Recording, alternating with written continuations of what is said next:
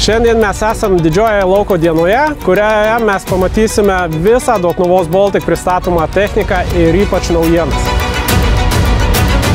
Tai šiandien parodėme du Case H kombainus, 150 serija ir 250 serija. 150 serija skirta mažesniems vidutiniams ūkiams, kurie taip pat nori našumo, grūdų kokybės ir greitai nusiimti derlių.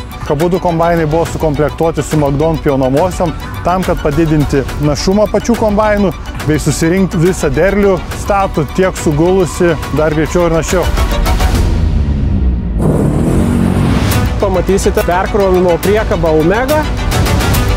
Po kombainų reikėtų surinkti šiaudus. Ir šiaudus mes surinkame su šiuo nuostabiu kertuotų kitkų presu. Ir tiems, kuriems reikia paprastesnio preso, universalesnio, pamatysit round bailerį vadinamą arba apvalių rulonų presą. Toliau startuojame su žemės dirbimo technika. Šiandien pristatome ne tik tai šiaudų akėtės iš Agrisem bei tiesioginio sėjamo EBOS, bet taip pat turime ir naujienų. Tai Kvernel polidis diskinis skutikas 12 metrų darbinio pločio bei juostinė sėjamąją sumo.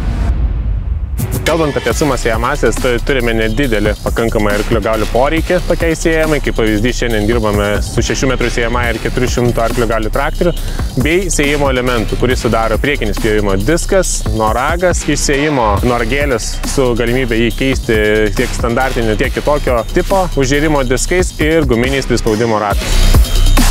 Kalbant apie diskinį skutiką, tai verta paminėti jo darbinius nustatymus kaip gylis, kurį lengva pakeisti. Turime 2 taškus, tai lengva išlipus iš traktoriaus kabinos jos pakeitus turėti skirtingą darbinį gylį, jeigu tai poreikis yra, ir didelis našumas. Tai dėka kūgio formos diskų mūsų darbinis greitis gali būti iki 18 km per valandą. Tai turint 12 metrų dirbimo diskinį skutiką, įsivaizduokite, kokį mes turime valandinį našumą. Kūgio formos diskai jums užtikrins tolygų išpjovimą, o mažėjant jų diametrai mes turime ir galimybę keisti atakos kampą, kas leis mums nuo 60 standartinių centimetrų diskų diametrą sumažinti juos iki 42 ir gauti tolygų vienodą dirvos pakirtimą bei maišymą.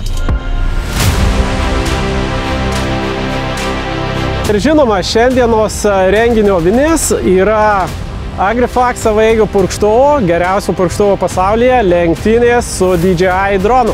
Pasilyginom, kiek galima su vienu ar su kito agregatu padaryti per kokį laiką. Vienas iš esminių aspektų – pasižiūrėti padengimo kokybę.